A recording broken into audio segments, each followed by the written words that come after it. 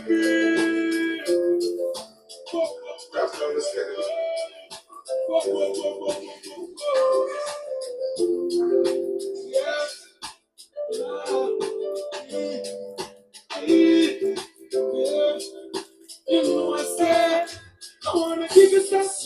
at y'all niggas. Niggas. Salut les gars, j'espère que vous allez bien. Moi, ça va. Bienvenue sur ma chaîne YouTube, je suis Laetitia. Asseyez-vous, prenez un popcorn, on va discuter. Voilà. Aujourd'hui, j'ai décidé de faire une vidéo sur la rentrée. D'abord, bonne rentrée à tout le monde, que cette année 2024-2025 se passe bien pour tout le monde, que ceux qui sont en classe d'examen puissent avoir leurs examens, que ceux qui ne font pas d'examen cette année puissent avoir une bonne année scolaire pour passer en année supérieure. Et voilà quoi. J'ai décidé de faire cette vidéo-là parce que, comme c'est la rentrée, je voulais vous parler un peu de mon parcours parce que là, je suis youtubeuse. Vous avez peut-être entendu dans ma première vidéo que j'étais comptable et tout. Donc, il fallait que je vous fasse un récap de tout ce qui s'est passé dans ma vie. Et ça pourra peut-être inspirer des personnes qui sont peut-être perdues en ce moment dans leur carrière, dans ce qu'ils veulent faire. Ils ne savent pas où aller et tout. Et peut-être que mon histoire pourra leur permettre de pouvoir s'orienter facilement et prendre exemple sur moi. Mais je vais commencer par le bac. Mais d'abord, il faut savoir que j'ai fait toute mon année scolaire, tout mon cursus scolaire de la seconde à la terminale, de la sixième à la terminale au lycée Jeune Fille de Yopougon. Oui, je suis impure, impure, impure. Comment on dit? Impure élément du lycée Jeune Fille de Yopougon. Nous qu'on traitait de lesbiennes, nous qu'on traitait de je ne sais quoi, nous qu'on traitait de bagarreuses et tout. J'ai fait la sixième à la terminale là-bas. Je suis pas le genre de personne, bon j'étais le genre de personne à ne pas vouloir être première, par exemple. Genre, je cherchais pas à être première en classe, en fait. Je cherchais juste à avoir la moyenne pour passer. Et c'est ce qui a fait que j'ai fait tout mon cursus scolaire sans répondre une classe, en fait. Mais je cherchais pas à être première, parce que mes parents ne comprenaient pas. Ils voulaient que je sois première comme mes sœurs et tout, mais franchement, je cherchais pas à être excellente. Je sais pas. C'était un défaut, en fait, parce que d'abord, j'avais pas confiance en moi. Je me disais, je regardais les premières des classes, je disais, mais la fille là, ça a l'air bosse du et tout. Est-ce que moi, je peux bosser comme ça pour être première et tout, nanana. Je me mettais moi-même des bâtons dans les roues, en fait. Ça faisait que j'étais pas nulle, j'étais pas excellente aussi, j'étais entre les deux. Et pendant toute ma vie, ça a été comme ça, en fait. Et maintenant, je commence à relativiser, à, à pouvoir changer sur ce côté-là de moi, à donner le meilleur de moi-même. Parce qu'avant, je ne donnais pas le meilleur de moi-même, en fait. Je ne donnais pas le meilleur de moi, mais je me limitais juste, je me contentais juste du peu, en fait. Alors que je peux faire mieux, je peux être aussi excellente comme les autres dans un domaine précis et tout. Donc, voilà quoi. Et quand j'ai eu le bac, si je vous dis que mes parents n'étaient même pas... En fait, mes parents pensaient que je n'allais pas avoir le bac, en fait. Parce que non seulement, je me promenais, deux, je n'étudiais pas, et trois, je ne montrais pas à mes parents que j'allais avoir le bac, en fait. Je m'en foutisse total. J'étais, euh, maman, mais pour vous dire une anecdote, le jour où j'ai eu mon bac, quand j'ai appelé maman pour lui dire, tellement elle était stressée là, elle a fait une crise d'asthme. Je vous dis, tellement j'étais pas dans leur projet en fait. Ils étaient en train de réfléchir à comment ici n'a pas eu le bac, comment on va faire, comment elle va s'en sortir. Et elle était là stressée comme ça. Quand je l'ai appelée, maman, j'ai eu mon bac, elle était sous là, elle a fait, elle était à l'hôpital, hein, quand je l'ai appelée là, elle était à l'hôpital sous oxygène. Maman, tu es forte. Très cynique. Tu es très forte. J'ai eu mon bac. J'ai eu mon bac. J'ai pas eu 200,008. J'ai eu 219 points. Voilà. On m'a pas repêché. Je me promenais, mais j'étudiais. Et puis, je suis le genre d'élève qui n'a pas besoin d'être tout le temps là à étudier longtemps pour pouvoir comprendre les choses. J'oublie vite, ça c'est mon défaut. Mais le professeur, dès qu'il commence à expliquer la chose là, dès qu'il va même pas arriver à la fin en même temps, c'est déjà rentré en fait. Mais c'est comment à la longue retenir les informations que j'ai reçues là, c'est ça qui était mon problème en fait. Et je pense que si je m'étais assise encore à reprendre tout ce qu'on a fait et tout, reprendre. J'aurais eu plus de moyenne, plus de trucs et tout. Mais je me limitais juste, c'est ce que je dis là, en fait, tout allait de ce problème, en fait. Je me limitais juste à ce que j'apprenais et tout. Je ne cherchais pas à aller plus loin que ça. Et franchement, ça a été un problème pendant tout mon parcours. Donc, si vraiment il y a une personne parmi vous, mes abonnés, qui a ce problème-là, qui ne cherche pas à se projeter, à se lancer, à vouloir voir au loin, tu peux voir. Vas-y, fonce. La vie est courte, hein. La vie est courte. On a que cette vie-là, en fait. Donc, ce que tu peux faire pendant que tu vis, pendant que tu respires, là, fais-le. Donc, après le bac, j'étais là, je savais au fond de moi, parce que depuis toute petite, je danse, j'aime l'art, j'aime tout. Je savais au fond de moi que je voulais faire des études dans la danse, le cinéma, la musique et tout. Mais j'étais tellement, en fait, je me sentais même pas capable de pouvoir dire à mes parents, de pouvoir taper sur la table pour dire, papa, maman, je veux faire ça, en fait. Je veux aller à l'INSAC, je veux apprendre à danser, je veux apprendre la musique, je veux apprendre le cinéma. Je n'arrivais pas parce que je me disais que j'étais pas capable, un, de tenir tête à mes parents et deux, est-ce que moi-même, je me sentais capable de pouvoir faire ça, en fait. Et j'étais là, je tournais, mes parents se sont levés et disent non, tu vas passer un concours.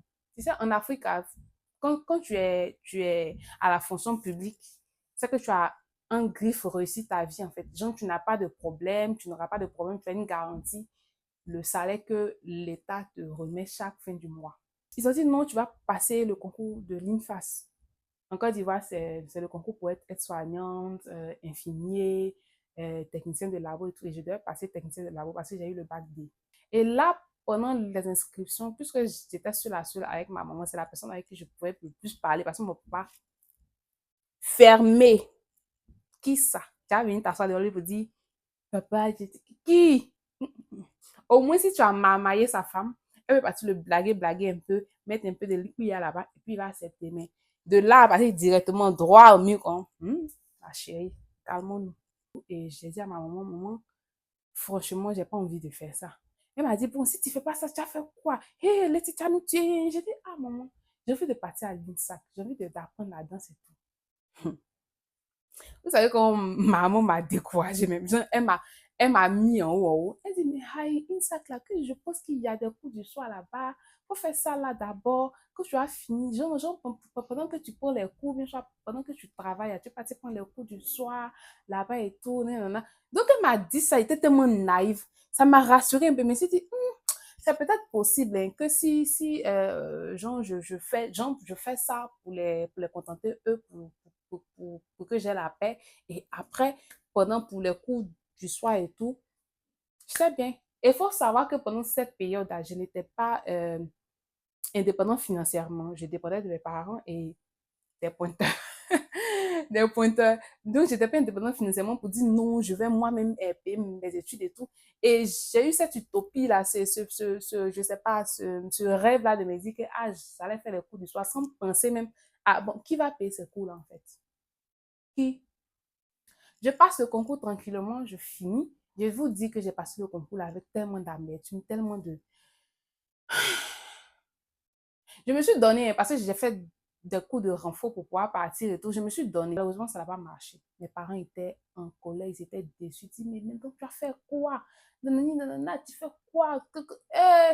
Pendant que mes amis en terminale remplissaient leurs fiches pour les orientations à l'université ou dans les grandes écoles, j'ai pas rempli de fiches. En fait, tellement je me disais que après le bac, je pourrais au moins passer le concours à l'INSAC. Sachant que mes soeurs étaient dans leur domaine, ma grande soeur venait de l'INSAC, l'INPHB, elle était sortie, non, je crois. Ou bien elle était encore, oui, elle était encore en études à l'INPHB, école prestigieuse en Côte d'Ivoire. Et ma petite soeur était bien, partait aussi, elle était première. Moi, le mouton noir, je veux danser. En fait, maintenant, je comprends mieux la réaction de mes parents parce que, bon, ils voient deux autres de ces enfants dont la carrière, l'éducation et tout, avant, c'est la deuxième et dandinante, elle ne sait pas où aller et tout. Donc, pour eux, il fallait m'aider comme ça, en fait. Il fallait trouver un circuit où j'allais entrer et puis évoluer. Mais moi, pendant cette période-là, je ne comprenais pas. J'étais là, mais mes parents ne veulent pas me comprendre. Ils ne veulent pas tout le temps. J'étais là, j'étais dépressive. En fait, si j'avais eu un moment où je parlais tranquillement avec mes parents, dire ce que je voulais et tout là, peut-être qu'en ce moment, je ne serais pas encore vivant en fait. Et quand j'ai pas eu le truc, puisque je n'ai pas rempli la fiche en question, on ne m'a pas orienté à l'université publique. Donc mes parents étaient là, mais tu vas faire quoi maintenant? Nanana. Donc on a cherché une école et on a une école où, quand on a se renseigner, normalement je vais faire une université privée. Mais quand j'ai vu les filières et tout, je me suis dit, non, c'est trop long, c'est trop pendant 5 ans, 6 ans, master. Quoi? Non, je peux pas. Et le directeur qu'on a croisé nous a dit, non, mais il y a une grande école que vous pouvez faire 3 ans avec le BTS, le brevet de technicien supérieur en Côte d'Ivoire, le BTS et tout. Et je me suis dit, bon, c'est 3 ans. 3 ans, je peux bien attraper mon cœur fait. J'avais que 17 ans. Je me suis dit, bon, en 3 ans, je peux attraper mon cœur et puis bon, je vais vite travailler en fait parce que généralement, quand je finis le BTS, tu cherches un stage et tout, tu peux avoir une petite place. J'ai suivi les conseils de mes parents et on m'a inscrite. Et parmi toutes les filières, je me suis dit, bon, comme j'ai fait la série scientifique, je pense que je serais mieux, je serais plus à l'aise en comptabilité. Et effectivement, c'est ce qui a été. J'ai fait les 2 ans, d'abord 2 ans du BTS, le BTS, et j'ai eu le BTS, Dieu merci. J'ai eu le BTS et dès que j'ai eu le BTS, j'ai eu la chance de pouvoir avoir un stage rapidement pour pouvoir soutenir mon BTS pour pouvoir avoir le diplôme en main. Parce que le BTS, quand tu l'as, il faut soutenir. Il faut faire un stage, un rapport de stage et tout pour soutenir. Et Dieu merci. En fait, je ne voulais pas tarder dans ça, en fait. Je voulais vite avoir le diplôme, avoir les papiers, pour pouvoir postuler, avoir un travail, pour pouvoir partir danser le soir, tranquillement. C'est ce que je voulais, en fait. J'ai fini mon stage, j'ai soutenu et tout. Tout s'est passé franchement rapidement et bien. Et quand j'ai fini, j'ai eu un boulot d'abord. Non, j'ai vraiment déposé les CV, mais j'ai eu d'abord une sorte d'intérim. Il y a une personne vraiment qui m'a aidé pendant toute cette période-là et je tiens à te dire merci là devant la caméra. Bisous, bisous. Et grâce à cette personne-là, j'ai pu avoir un stage. Bon, pas un stage en fait, une intérim. J'ai remplacé une secrétaire dans une boîte de la part, une grande boîte de la part, une boîte française. J'étais là pendant un mois et pendant ce mois-là, ça s'est bien passé. Et je vous dis que c'était pas facile. De comptable, tu passes à secrétaire. J'ai jamais décoché un téléphone. Allô, bonjour monsieur, qu'est-ce que... Quoi? Quoi? Moi? Qui? Moi? Déjà, un, je bégaye. Et deux, j'avais pas confiance en moi. Et trois, qui? Fallait scanner les dossiers, prendre les appels. Donc, c'est moi qui m'occupais de ce genre de paperasse qui devait scanner chaque feuille, chaque facture. Je n'aime pas le boulot, je répète, je n'aime pas le boulot. Je veux danser. Je dois scanner chaque jour ces factures-là. Je suis bien, donc, je passe dans les bureaux, il y a une dame, Madame Quadio, bisous de là où tu es.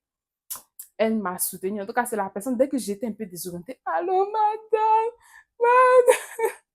Madame, comment on fait ça? Comment on fait ça? Hey, Letty. J'ai fini les 1 mois et comme par hasard, il y avait un des comptables dans l'autre département qui partait aussi en congé. Donc, il fallait quelqu'un pour l'intérim aussi. Donc, je suis restée encore 1 mois à l'intérim, mais là en comptabilité, dans mon domaine en fait. Et j'étais là, je travaillais jusqu'à ce qu'une place se libère. Il y a un des blancs là, qui repartait en France et il y avait une place qui se libérait dans la structure. Et il fallait avoir le BTS en comptabilité. En tout cas, c'était tout ce qui était comptabilité.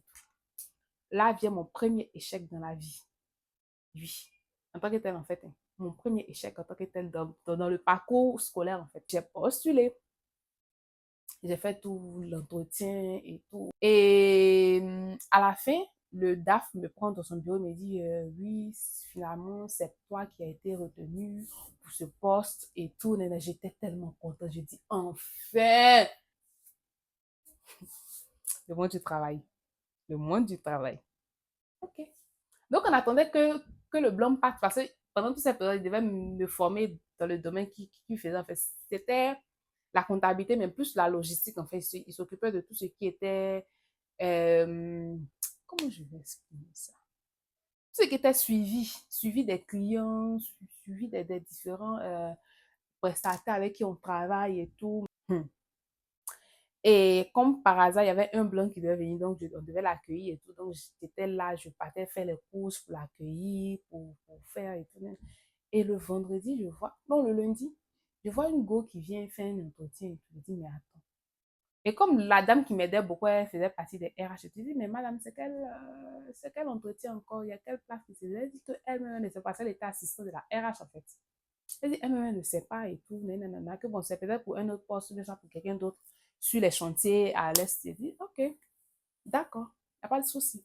Donc, j'étais là, je faisais mes trucs, le vendredi. Le vendredi, avant la fin du travail, la RH m'appelle de son bureau et elle me dit, ton contrat est fini là. Et j'ai dit, mais madame, j'ai postulé le... Parce qu'en fait, le DAF m'a dit que j'étais retenue, mais on n'avait pas encore signé de contrat et tout. Il m'avait dit non, on devait signer le contrat après que le blanc soit vienne en fait. Et le DAF m'a dit que je devais être, que le poste m'appartenait. En fait, j'ai dit, hé ma chérie, je dis, signe, ton contrat est fini, faut partir. Il dit, il était dépité. Quoi? J'ai signé avec beaucoup de difficultés. J'ai fini de signer. Il m'a donné mon jet. Il a pris mon sac. Il n'a même pas fini la journée ni quoi que ce soit. J'ai pris mon sac. Je suis rentrée. J'ai dit au revoir à ce que je devais dire au revoir. Mais quand Dieu dit, c'est pas pour toi, c'est pas pour toi. Oh. Et c'est rentré. Il a dormi chez ma copine le lendemain. Je suis rentrée à la maison. J'ai dit à mes soeurs, à ma maman que, ah, voilà, le boulot là, finalement, c'est plus ça et tout. Donc, j'étais là maintenant à la maison. La même entreprise me rappelle encore. Je dis, non, on vient faire intérim de la secrétaire et tout. Le même scénario, je suis venue un mois, on m'appelle. Non, cette fois-ci, c'était une semaine. Oui, parce qu'elle était malade, je crois. Une semaine ou 2 semaines. Et dans cette même période encore, il y avait un entretien pour la comptabilité, mais là, c'était sur un chantier, le chantier de l'échangeur de Macori, là. J'ai postulé et j'ai été retenue encore. Je suis partie faire le dernier entretien avec la DRH, mais la responsable du chantier là-bas. C'est passé à la dernière minute encore. Non, non, refus, non, niet, zéro, bye. Il dit, attends, mais celui-là, il se fout de ma gueule, il se fout de moi, en fait. Genre, moi, je serais là juste pour, genre, you know, je viens, on me, je m'en vais. Je viens, on me, il m'en vais. Genre, il est resté dans ça jusqu'à ce qu'un jour, leur cœur la dise, ah, la fille, là, vraiment, elle a fait beaucoup d'allers-retours. On va la garder maintenant. Qui ça? De toute façon, il a pris, je me suis retournée, je suis partie comme ça. Il dit, mais attends, c'est bon. Mais qu'est-ce que c'est? Et je suis restée là, je crois, pendant 2 ou 3 mois. Hein. Moi, cette période-là, j'ai mis Dieu au défi. J'ai dit, Seigneur, j'ai besoin d'un boulot. Je ne veux plus dépendre de quelqu'un. Je ne veux plus dépendre de mes parents, de ici, Y. Pendant cette période-là, j'ai rangé l'esprit de je veux partir danser à l'INSAC, là, dans une petite boîte dans ma tête. Je me suis dit, bon, je vais chercher là, je vais charbonner, je vais chercher l'argent d'abord. Et puis, après, on verra comment m'organiser, comment je vais m'organiser pour pouvoir aller à l'INSAC. Mais si, grâce à une amie, j'ai pu avoir, comment je vais dire, un stage, oui. Ouais, un boulot. Ouais, un CDD, j'ai signé un CDD là-bas. Et puis, un CDD de 6 mois d'abord, et puis après, renouvelable en fait. J'étais assistante comptable, je bossais là-bas. En tout cas, tout se passait bien. C'était à Cocody. En fait, pendant toute cette période-là, j'étais là. Non, je vais vous mettre des photos de comment j'étais en fait. Quand vous me voyez entre cette période-là et moi maintenant, vous allez voir une grande différence. Parce que j'étais là, mais j'étais pas là. J'étais un clown en fait. Donc, j'avais commencé les cours du soir et tout. Et quand j'ai repris le boulot dans l'autre structure, là, je partais au travail et le soir, je partais faire le cours du soir. Parce que je me suis dit, au moins, même si tu as le BTS, il faut essayer d'aller loin. Parce que le diplôme, là, ça ne pourrit pas. Oh. On ne sait jamais. Si un jour, tu te reconvertis dans autre chose que ça ne marche pas, tu peux utiliser le diplôme que tu as eu là pour pouvoir travailler en fait. En fait, je faisais mes choses, mais je pensais toujours au futur. Puis j'avais toujours un plan A, un plan B, un plan de A à Z en fait. Et c'est ce que je vais vous donner comme premier conseil en fait. Même si vous voulez faire ce que vous voulez dans la vie, votre destin, votre passion, votre cas, au moins ayez une base. Soit peut-être un diplôme, bien soit peut-être quelque chose qui, au cas où on ne le souhaite pas, on ne veut pas que ce qu'on aimerait faire véritablement échoue, mais au cas où ça échoue, mais au cas où ça ne va pas, tu peux te reconvertir, tu peux repasser dans le boulot que j'avais. C'est cette mentalité-là que j'avais. Donc actuellement, j'ai une licence en audit et contrôle de gestion. 6 mois sont finis et ça coïncide avec une période dans l'entreprise où financièrement, ça n'allait pas. Donc, ils m'ont dit, non, reste à la maison et tout. Quand ça va recommencer à aller, tu vas te rappeler et tout. Et puis, mon cher, j'étais habituée en fait. Ça m'a fait mal, mais j'étais habituée au. En fait, ça me confortait dans le sens où ce travail, c'est pas fait pour moi en fait. Mais je me suis dit, attrape ton cœur. Et il y a un de mes. Bon, est-ce que je peux le dire? Bon, oui, un de mes ex avec qui j'étais. Et pendant cette période, je sortais avec mon chéri actuel, hein, qui m'a appelé, qui m'a dit non, qu'il cherchait une comptable et tout. Est-ce que j'ai pas une amie qui est comptable? Et puis, mais alors, ouh, je suis comptable. J'ai fait la comptabilité. Il dit non, mais c'est ça, on ne peut pas travailler ensemble. J'ai dit, mais moi, je te gère plus. Je te vois plus, en fait. Mon professeur de comptabilité m'a envoyé une offre d'emploi. Et il voulait que je parle avec la personne, le comptable qui gère le truc. J'appelle la personne, on parle et tout. Nanana. Il savait que le comptable qui cherchait la personne, c'était le comptable de mon ex en question. Il dit, mais l'univers te parle. Donc, j'ai fait l'entretien, j'ai passé l'entretien et tout. Et j'ai fait quoi, 2 ans là-bas. J'étais là, j'étais son assistante, j'étais très bien. C'est à cette période de ma vie là que j'ai su que je n'étais pas faite pour ce boulot en fait. Je suis entrée dans une dépression monstre.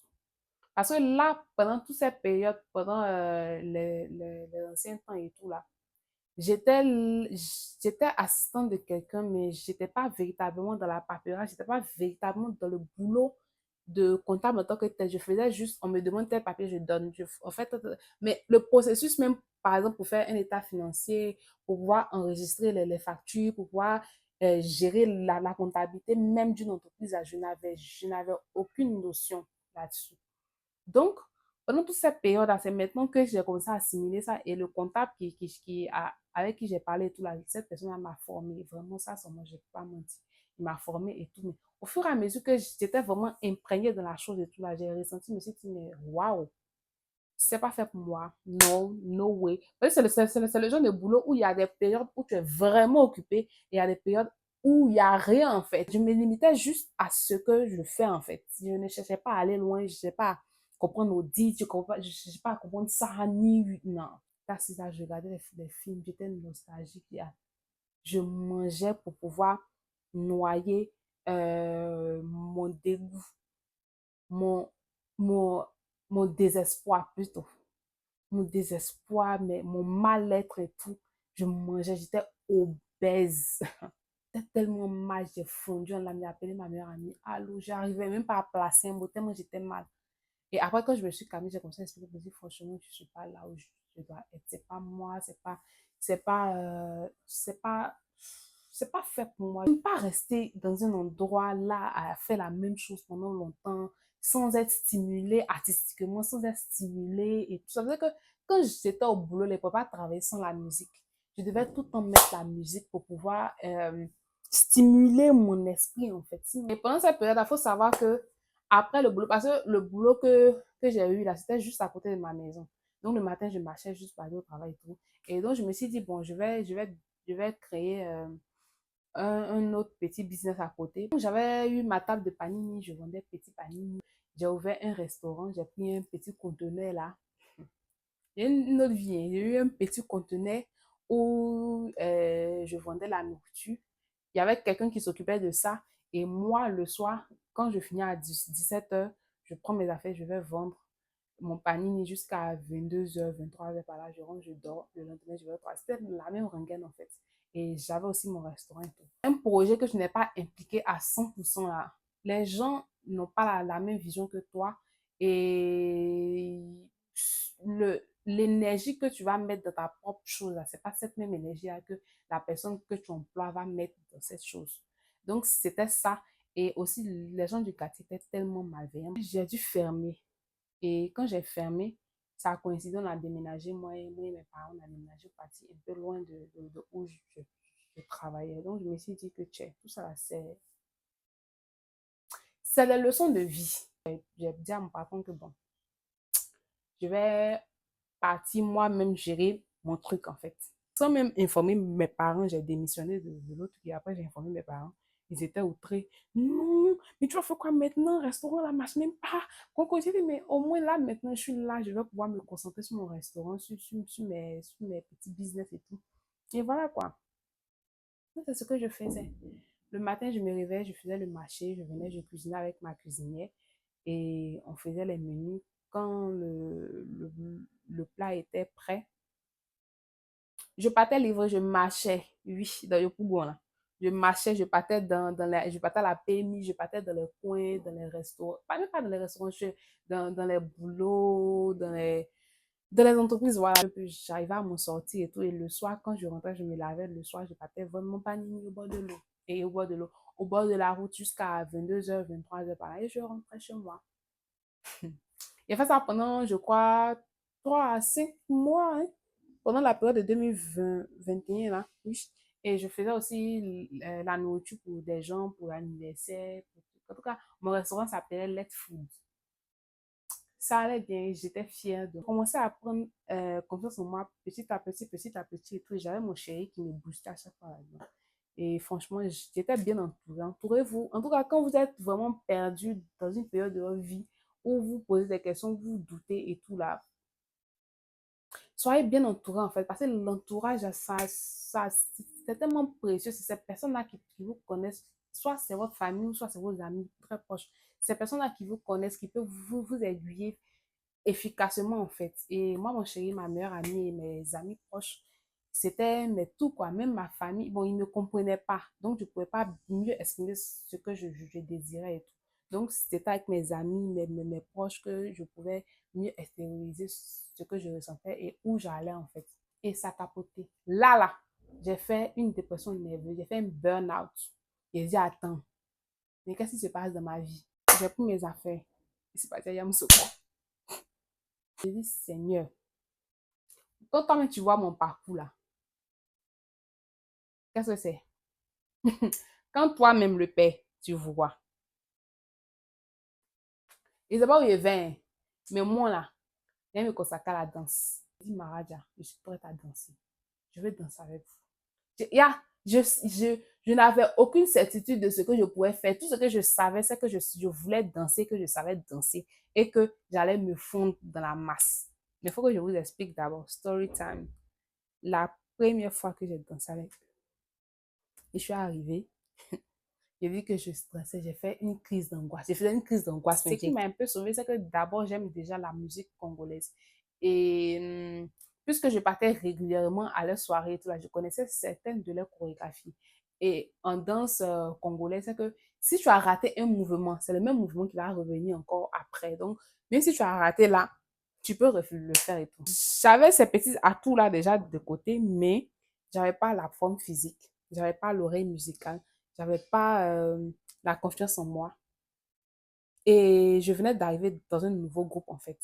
Donc les quatre là, stress. En tout cas, la première soirée, je me suis beaucoup trompée de les chorés.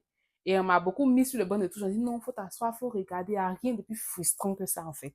Donc je me suis dit, moi, yo, Laetitia, quand je vais quitter ici, il faut que j'arrive à danser. Ne serait-ce que les chorégraphies. Et puis après, on fera. On danse à une période de la chorégraphie et tout là. Mara déjà fait son solo. Chacun vient faire son solo. Je vous dis que je n'avais aucune confiance en moi. Je viens d'arriver dans la danse. Je n'ai pas la technique, je n'ai pas les bases, je n'ai pas l'oreille musicale. J'ai trois danseuses, deux filles et tout. Et elles là, les deux danseuses là, ce sont des anciennes danseuses et elles savent danser. Les dieux finissent de danser, on les applaudit, bam, bam. Elles font les saltos, elles font les... Hey! Je dansais comme ça. J'arrivais pas en fait. Et on me dit de venir faire un solo, seul, au milieu de la scène. Une minute. C'est là, Maraja m'appelle et dit non, mais en fait, faut pas regarder. Pourquoi tu te dévalorises comme ça en fait? Pourquoi? Parce qu'elles dansent mieux, parce qu'elles ont tué, elles ont tué. Tu t'en fous? Tu viens, tu fais ce que tu as fait.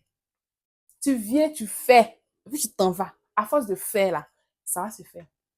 Et un jour, c'est comme ça. Je ne sais pas quel génie m'a pris, quelle folie. Et j'ai pas regardé quelqu'un, j'ai dansé. Il a dansé, puis je suis partie. Ça fait 3 ans maintenant que je danse avec cet orchestre-là. C'est eux qui m'ont formé en fait. Avant que je rentre à l'INSACA, c'est eux qui m'ont donné la base. Je pouvais faire, comment on appelle ça, un solo et tout. J'avais un peu confiance en moi. Jusqu'à présent, hein, je ne vous mens pas, je n'ai pas totalement confiance en moi. Je travaille encore là-dessus. Pendant la période où je vous ai dit non, je suis partie à Yamoussoukro et tout là, j'avais commencé YouTube. Mais je me suis dit que c'était pas légitime à faire ça et j'avais pas les matos et je suis comme ça et je trouvais toujours des histoires pour ne plus faire YouTube. Or, c'est quelque chose que j'aime aussi. Et ça va dans la même mouvance que la danse en fait. Audiovisuel et danse, il suffit de danser, tu te filmes et tout. Donc, oui, j'ai fait tellement d'idées, mais la vie de mes parents ne me disait plus rien en fait, parce que je me disais que c'est ma vie. Si moi je ne prends pas ma vie en main, là, qui va prendre cette vie-là en main en fait? Et j'ai fait, je me suis dit que j'ai fait. Pendant 7 ans, j'ai travaillé, je vous ai montré que j'ai fait pour vous. Laissez-moi faire pour moi aussi. Si ça ne va pas là, j'ai encore mes diplômes, je peux repartir. C'est ce que j'ai dit à mes parents, mais en fait, la personne pour moi que je devais convaincre et que j'ai convaincu, qui m'a compris et qui m'a aimé, c'est mon mari, en fait. C'est mon chéri, la personne avec qui je suis en ce moment. C'est mon pilier. Franchement, c'est quel homme qui va accepter que sa femme pas danser la nuit et qui revienne le matin? Quel homme? Dieu merci, je suis tombée sur un homme qui a été aussi lui-même dans l'art, qui est toujours dans l'art et tout, et qui comprend et qui me comprend, et jusqu'à présent qui me comprend encore. Franchement, je ne fais que rendre grâce à Dieu pour ça, quoi. Et ma maman m'a fait soin, je lui ai dit, bon, comme c'est ce que tu veux faire, tu as décidé de faire, là, c'est pas mieux, tu vas t'inscrire à l'INSAC pour pouvoir avoir ne serait-ce que le diplôme, parce qu'elle a compris qu'il y avait un concours qu'on passait là-bas aussi pour devenir professeur et tout. Elle dit, bon, au moins, même si tu n'es pas à la fonction publique par rapport à ce que j'avais prévu pour toi, au moins tu seras à la fonction publique en tant que professeur de danse dans ton domaine, dans ce que tu veux. Donc, pourquoi pas? J'ai fait, mais en fait, l'univers, en fait, comment on dit, la prise de décision, en fait, la vie, en fait, 10 ans après, c'est ma mère à qui j'avais dit, ah, moi, je vais partir à l'INSAC après mon bac. C'est la même qui vient me dire, il faut t'inscrire à l'INSAC. J'ai dit, j'étais à là de couler des larmes. Il dit, ah, ok. Il a fallu, comme bon, je veux la paix dans les deux camps. Je vais m'inscrire. Et donc, je me suis inscrite. Et je vous dis que si j'avais pas eu ce petit background en tant que danseuse rumba dans un orchestre, je n'allais pas me sentir assez confiante pour être à l'INSAC et tout. Parce que tu arrives, tout le monde danse. C'est quoi ta valeur ajoutée? Tout le monde danse. Et il y a des meilleurs danseurs, il y a des danseurs mieux que toi. C'est quoi ta valeur ajoutée? Moi, j'allais arriver comme ça, sans avoir de base et tout. J'allais danser, il y allait les gens comme ça.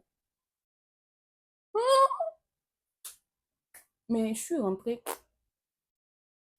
En fait, j'ai fait développer ce mental en moi. Je me dis, si lui, il arrive à faire ça, c'est que moi, je peux faire. Si toi, tu arrives à faire ça, c'est que moi, je ne suis pas la meilleure danseuse, hein, mais je m'adapte, je me suis adaptée. Et je suis arrivée, on m'a mis déjà un rang, j'étais déléguée de ma classe. En fait, je me suis impliquée dans la chose parce que c'est ce que j'aime faire. Je ne sais pas où je vais, mais je sais ce que je fais, je sais que je suis sur le bon chemin. Je pense que ça sera le mot de fin. C'est la fin de la vidéo. Euh, J'espère que mon histoire va vous inspirer, va inspirer certains. On est capable de tout, certains. On est fait à l'image de Dieu. On est fait à l'image de Dieu. On est capable de tout sur cette terre. Moi, la grande anxieuse, la grande dépressive, la grande L'argot qui n'a pas confiance en elle, l'argot qui bégaye, l'argot qui ne pouvait pas parler, l'argot qui ne pouvait pas se passer devant une caméra parce qu'elle ne se croyait pas assez capable de faire ça. Je m'arrête aujourd'hui devant vous pour vous dire que c'est possible. Si tu veux commencer quelque chose, que ce soit une formation, que ce soit, comment je vais dire, une entreprise, que ce soit un truc, fais-le. Et fais-le avec le cœur, en fait. Fais-le. Et même si tu travailles ailleurs et que genre, tu as une passion, que tu doutes, tu te dis, hé, tu dors, tu te réveilles, c'est ça qui est dans tes tripes et tout là.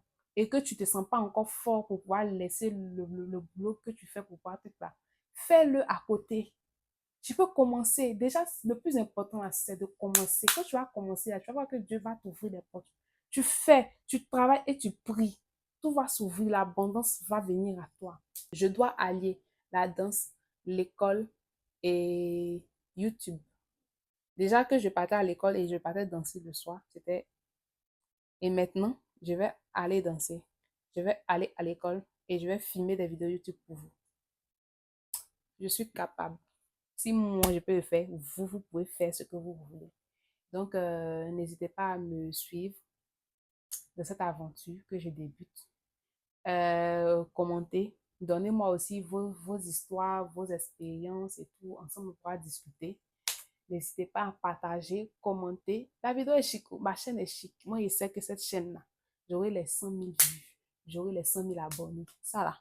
Je ne sais pas comment Dieu va faire, mais je sais que ça va se faire. Et j'ai l'intime conviction que ça va arriver. Prenez soin de vous. Et n'oubliez pas, prenez soin de vous, prenez soin de vos proches. C'est l'amour qui triomphe toujours. Bisous!